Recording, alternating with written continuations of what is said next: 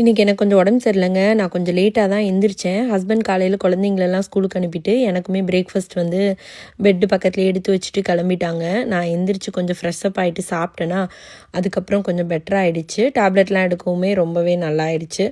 So சாயந்தரமாக வந்து குழந்தைங்களுக்கு கொஞ்சம் கருப்புளுந்து ஊற வச்சுருந்தேன். அதை வச்சு கொஞ்சம் வடை மாதிரி பண்ணி கொடுத்தேன்னா எனக்குமே டெம்ட் ஆச்சு. நேற்று கூட வீடியோவில் நம்ம பேசணும் இல்லையா, நம்ம டயட் இருக்கும்போது இந்த மாதிரி டெம்ட் ஆச்சுன்னா என்ன பண்ணுறது அப்படின்னு சொல்லிட்டு.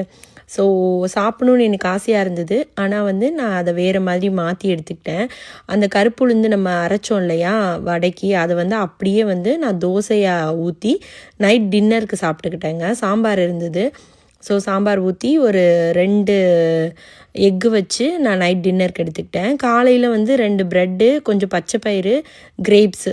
ஸோ அதெல்லாம் ஹஸ்பண்ட் வச்சுட்டு போயிருந்தாங்க, அது சாப்பிட்ருந்தேன். அதுவுமே லேட்டாக சாப்பிட்டதுனால நான் இன்றைக்கி வந்து 2 மீல் மட்டும்தான் எடுத்துக்கிட்டேன். நைட் டின்னருக்கு வந்து குழந்தைங்களுக்கு இந்த சேமியா தான் வேக வச்சு அதுதான் பண்ணேன்.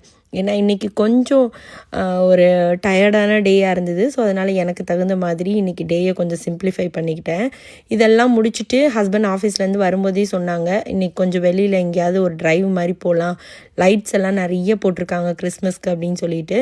சரி ஓகே அப்படின்ட்டு, செம்ம குளிர் தான் இருந்தாலும் பரவாயில்லன்னு அப்படியே குழந்தைங்கள கிளாஸ்லேருந்து பிக்கப் பண்ணிவிட்டு அப்படியே ஒரு ரவுண்டு இந்த தெருவை சுற்றி வந்தோம்.